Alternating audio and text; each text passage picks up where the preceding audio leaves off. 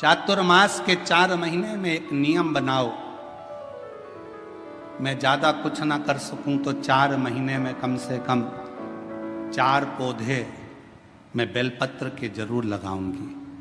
कहीं ना कहीं बेलपत्र का वृक्षारोपण जरूर करूंगी। क्यों? मान लो हम चले भी गए और हमारे परिवार के लोग मान लो शंकर जी की पूजा नहीं कर पाए, भगवान शिव की आराधना नहीं कर पाए, भगवान शंकर की भक्ति ना कर पाए, तो मेरे द्वारा लगा हुआ ये बेलपत्री का पौधा बड़ा होगा। कोई ना कोई इसकी पत्ती तोड़कर शिव जी को चढ़ाएगा। कम से कम मेरे कुल का उद्धार होगा, मेरे वंश का उद्धार होगा, मेरी पीढ़ी का उद्धार। लगाओ। हम ज्यादा पौधे लगाने का नहीं बोल रहे आपसे तो 4 महीना चतुर्मास के 4 पौधा लगाने का एक बना लो कि मुझे एक बेलपत्री का पौधा हर महीने लगाना है।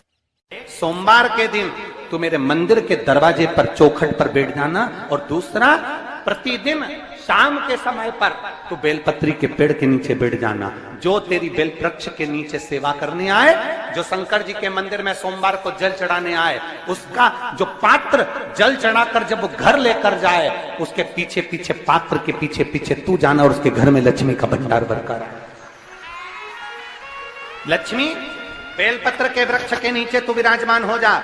उस बेलपत्र के वृक्ष के नीचे जो बुआरी लगाए, सेवा करे, चाकरी करे, एक बेटी को जैसे बड़ा करते हैं वैसे बेलपत्री के वृक्ष को जो बड़ा करे, बेलपत्री के वृक्ष का जो पालन करे, पोषण करे, उसकी संभाल करे, उस बेलपत्री के वृक्ष को जैसे जैसे वो उन्नति करे वैसे वैसे उसके घर में समृद्धि बढ़ते जाए। उस जिसका खुद का मकान नहीं हो, खुद का मकान नहीं हो, किराए के मकान में रहते रहते जिंदगी बीत रही हो, खुद का नहीं,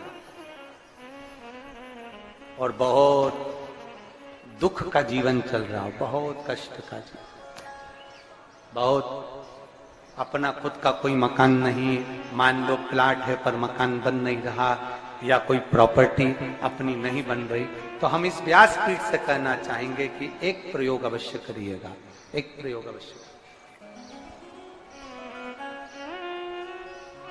अपने आसपास के 5-6 बेलपत्र के वृक्ष देख लीजिए। अपने आसपास के नजदीक के 5-6 बेलपत्र के बड़े बड़े वृक्ष देख लो या छोटे वृक्ष देख लो। उन 5-6 वृक्ष को धीरे धीरे उनकी सेवा करना प्रारंभ करो, उन वृक्षों को बड़ा करना प्रारंभ करो, उन वृक्ष के नीचे सफाई करना प्रारंभ करो, उन वृक्ष को जल देना प्रारंभ करो, उन वृक्ष को आप खाद देना प्रारंभ करो, उन वृक्ष की सेवा संभाल करना प्रारंभ कर दो, उस वृक्ष के नीचे बुआरी काटना प्रारंभ कर दो, झाड़ू लगाना प्रारंभ कर दो, उस वृक्ष के नीचे सफाई करना प्रारंभ कर दो। उस बेलपत्री के 5-6-7 वृक्ष को आप गोद ले लो। गोद लेना मतलब मैं इसकी सेवा करूंगा, मैं इसमें जल दूंगा, मैं इसके खाद दूंगा, मैं इसकी सेवा करूंगा, कुछ मत करो, बस केवल इस शरीर से उस बेलपत्र के वृक्ष की सेवा करना रोज प्रारंभ कर दो। 6 महीना इंतजार करना और 6 महीना लगातार सेवा करना, 7वां महीना आपका और हमारा, और बताना कि भोलेनाथ ने प्रॉपर्टी दिलाई कि नहीं दिलाई और आगे बढ़ा है। एक बेलपत्र का वृक्ष जिसके नीचे माता लक्ष्मी विराजमान होती है, एक बेलपत्र के वृक्ष के नीचे लक्ष्मी रहती है। दुनिया के लोग कहते हैं लक्ष्मी जी का दिन कौन सा है? बोलो जम के जल्दी से। शुक्रवार। दुनिया के लोग कहते हैं लक्ष्मी जी का दिन शुक्रवार है, पर माता लक्ष्मी से पूछा जाए कि तुम्हारी माता ख्याति देवी नारायण भगवान के साथ तुम्हारी शादी नहीं कर रही थी, शंकर को लक्ष्मी दे रही थी, तब तुमने भगवान शंकर से विनती करी, भोले बाबा मैं नारायण से प्रेम करती हूँ, भगवान नारायण से मेरा विवाह हो। तो माता ख्याति देवी से शंकर भगवान ने विनय कर कर कहा कि लक्ष्मी जी का विवाह नारायण के साथ कर दिया जाए। भगवान नारायण के साथ जब लक्ष्मी जी का विवाह हो गया, तब लक्ष्मी जी हाथ जोड़कर बोलती हैं, बाबा मेरा विवाह नारायण के साथ हो गया, पर मैं आपके चरणों की सेवा करना चाहती हूँ, बाबा आप कृपा करिए कि मैं क्या करूं आपके लिए। शंकर भगवान कहते हैं, लक्ष्मी बस 2 चीजें कर दे, एक सोमवार के दिन तू मेरे मंदिर के दरवाजे पर चौखट पर बैठ जाना, और दूसरा प्रतिदिन शाम के समय पर तू बेलपत्री के पेड़ के नीचे बैठ जाना। जो तेरी बेल वृक्ष के नीचे सेवा करने आए, जो शंकर जी के मंदिर में सोमवार को जल चढ़ाने आए, उसका जो पात्र जल चढ़ाकर जब वो घर लेकर जाए, उसके पीछे पीछे, पात्र के पीछे पीछे तू जाना और उसके घर में लक्ष्मी का भंडार भरकर आए। लक्ष्मी बेलपत्र के वृक्ष के नीचे तू विराजमान हो जा। उस बेलपत्र के वृक्ष के नीचे जो बुआरी लगाए, सेवा करे, चाकरी करे, एक बेटी को जैसे बड़ा करते हैं वैसे बेलपत्री के वृक्ष को जो बड़ा करे, बेलपत्री के वृक्ष का जो पालन करे, पोषण करे, उसकी संभाल करे, उस बेलपत्री के वृक्ष को जैसे जैसे वो उन्नति करे, वैसे वैसे उसके घर में समृद्धि बढ़ते जाए, उसके घर में वैभव बढ़ते जाए। ये शंकर भगवान माता लक्ष्मी से करे, भगवान शिव माता लक्ष्मी से करे। तो भस्म, अगर शिव के मंदिर में भस्म मिल जाए, शंकर पर चढ़ी हुई भस्म अगर मिल जाए तो, और अगर भस्म ना मिले ना, तो शंकर के जो शंकर भगवान का जो शिवलिंग है, शिवलिंग के आसपास में जो जलाधारी है, यहाँ अगर भस्म ना मिले तो इस जलाधारी पर अपना हाथ स्पर्श कर कर अपने तन पर उसको लगाकर जरूर। भस्म एक शंकर पर चढ़ा हुआ जल, दूसरे नंबर पर है शंकर पर चढ़ी एक भस्म का एक बड़ा सुंदर चरित्र आता है। दूसरा, जिस भूमि पर बैठकर कथा सुनो, उसकी रज को अपने मस्तक पर थोड़ा सा लगाकर अवश्य जाओ, वो जीवन का एक आनंद है। और शंकर के मंदिर में जाओ तो दो चीजें अवश्य लेकर आओ। पहला, शंकर जी पे चढ़ा हुआ, जम के बोलो, जल अवश्य लेकर आओ, क्योंकि जब तुम जल लेकर आते हो, पात्र लेकर आते हो, तो मेरा महादेव लक्ष्मी जी को तुम्हारे पीछे पीछे तुम्हारे घर तक भेज दे। चढ़ी हुई बेलपत्र मत खाओ, लोग कहेंगे शंकर पर चढ़ा हुआ ये मत खाओ। हम इस व्यासपीठ से निवेदन करना चाहेंगे कि आप अगर दिल रखकर अपने बाबा से कहोगे ना, तो बाबा पर चढ़ा हुआ जो जल है ना, वो जल साधारण नहीं रहता। मेरा भोलेनाथ जब दुनिया को अमृत देता है तो तुमको भी अमृत दे देता है। दो चीजें कभी मत छोड़ो। अगर मंदिर में गए हो तो दो चीजें कभी मत छोड़ो। कथा में गए हो तो दो चीजें कभी मत छोड़ो। एक, कथा श्रवण करना, दूसरा, जहां कथा बैठकर सुनते हैं वहां की रज को अपने मस्तक पर लगाना। कथा सुनने के बाद आप यहां से जाओ, भले दरी बिछी है, आसन बिछा है, कारपेट बिछा है, उस पर अपना हाथ फेर कर उस रज को अपने मस्तक पर जरूर लगाओ। क्योंकि शिव पुराण में, भागवत पुराण में, स्कंद पुराण में, कुर्म पुराण में, नर्मदा पुराण में, लिंग पुराण में, नारद पुराण में, ब्रह्म वैवर्त पुराण में, जितनी भी पुराणे हैं, सब पुराणों में लिखा है कि जिस स्थान पर बैठकर हम भगवान की कथा को सुनते हैं, उनको याद करते हैं, जितनी देर हम उनको याद करते हैं, उतनी देर वो परमात्मा उस स्थान पर बैठा हुआ रहता है।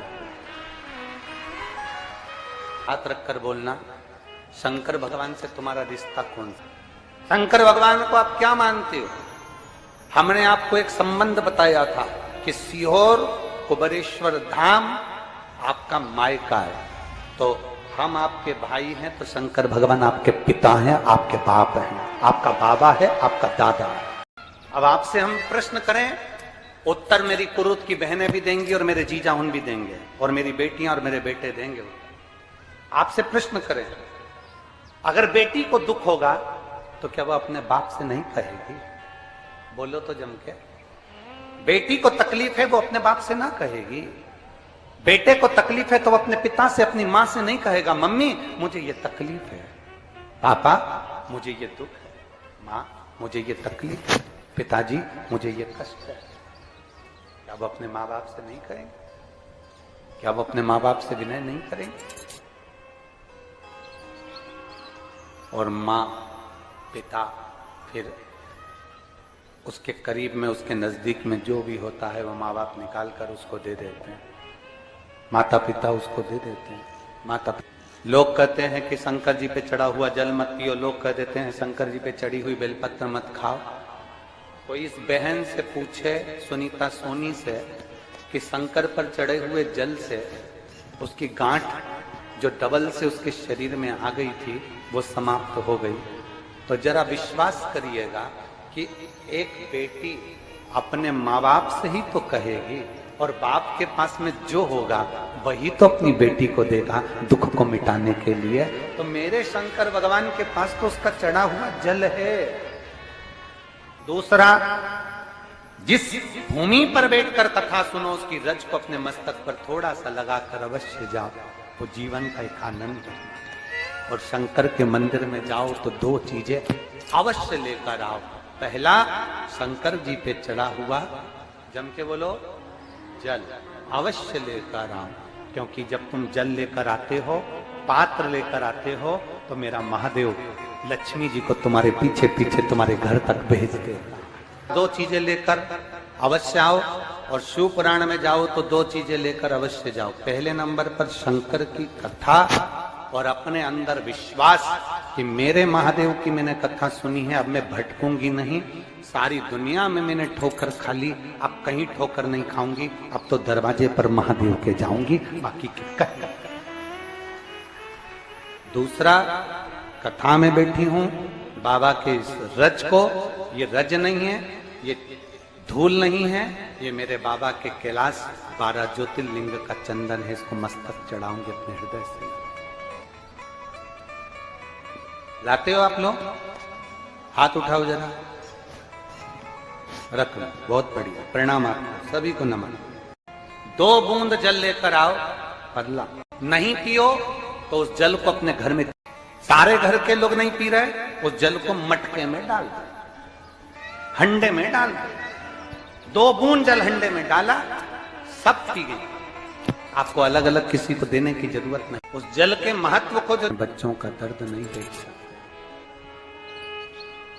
जब माता पिता अपने बच्चों का दर्द नहीं देख सकते तो देव अधिदेव महादेव तुम्हारा दर्द कैसे देखेंगे? वो भी तो काटेंगे तुमको, वो भी तो कष्ट मिटाएंगे। 2 चीजें कथा में जाकर ले। एक, जहां जगह मिल जाए वहां बैठकर कथा सुनो। धूप लगे, पंडालों की इतनी व्यवस्था नहीं हो पाती है, पंडाल लगाने वाले, टेंट लगाने वाले टेंट लगा लगा के थक जाते हैं, तो अपने साथ एक छाता लेकर चलो। 2 पानी की, जम के बोलो जरा, बोतल, बिछाने की दरी अपने साथ लेकर चलो। लोगों ने उमा महेश की कथा अपने जीवन में धारण करी कि नहीं करी वो हमको नहीं स्मरण है, पर एक बात का स्मरण करिएगा